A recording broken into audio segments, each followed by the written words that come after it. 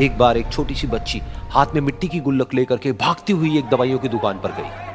वो काफी देर तक वहां पर खड़ी रही, लेकिन दुकानदार का ध्यान उसकी तरफ नहीं गया क्योंकि और भी बहुत सारे लोग खड़े हुए थे।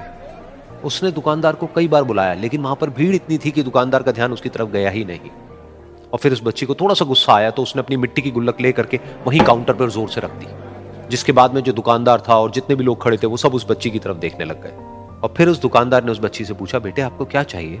तो वो बड़े ही भोलेपन से बोली कि मुझे एक चमत्कार चाहिए। ये सुनकर के दुकानदार को कुछ समझ नहीं आया, ना ही वहां पर जो लोग थे उनको कुछ समझ में आया, और सब उसकी तरफ देखने लग गए। फिर दुकानदार ने बोला, बेटे चमत्कार तो यहाँ पर नहीं मिलता है। तो बच्ची को लगा कि वो उससे झूठ बोल रहा है, तो बच्ची ने कहा कि मेरी गुल्लक में बहुत पैसे हैं, आप बताओ आपको कितने पैसे चाहिए, लेकिन मैं आज यहां से चमत्कार लेकर के ही जाऊंगी। तो वहीं काउंटर पे एक और आदमी खड़ा था, उसने उस बच्ची से पूछा कि बेटे क्यों चाहिए तुमको चमत्कार? तब उस बच्ची ने अपनी कहानी बताई कि अभी कुछ दिन पहले मेरे भाई के सर में बहुत तेज दर्द हुआ, तो मेरे पापा मम्मी उसको हॉस्पिटल ले गए। उसके बाद कई दिन तक मेरा भाई घर नहीं आया। तो मैंने कई बार अपने पापा से पूछा, लेकिन उन्होंने मुझे कुछ नहीं बताया। उन्होंने बार बार यही कहा कि वो आ जाएगा, वो कल आ जाएगा, वो कल आ जाएगा, लेकिन वो आ ही नहीं रहा था। तो मैंने देखा कि मम्मी रो रही है। अब पापा मम्मी को कह रहे थे कि उसकी दवाइयों के लिए और उसके इलाज के लिए जितने पैसे चाहिए उतने मेरे पास में नहीं है, अब उसको कोई चमत्कार ही बचा सकता है।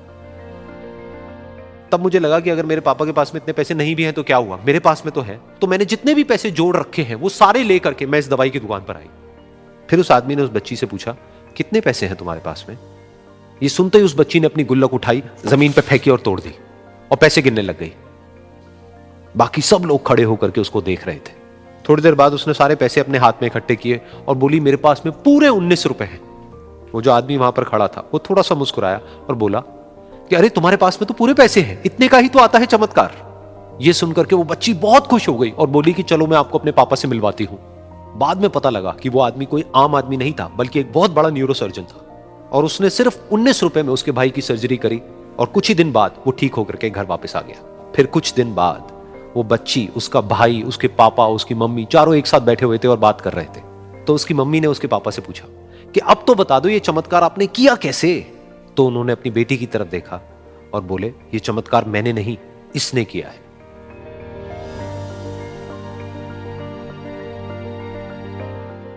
तो यहां पर एक बहुत बड़ी बात है जो हम उस छोटी सी बच्ची से सीख सकते हैं कि जिंदगी में कभी कभी ऐसा होता है कि हमको कोई रास्ता नजर नहीं आ रहा होता है और हम लोग हिम्मत हार जाते हैं। तब हमारे अंदर एक बच्चा होता है जो कोशिश करने से कभी भी पीछे नहीं हटता है।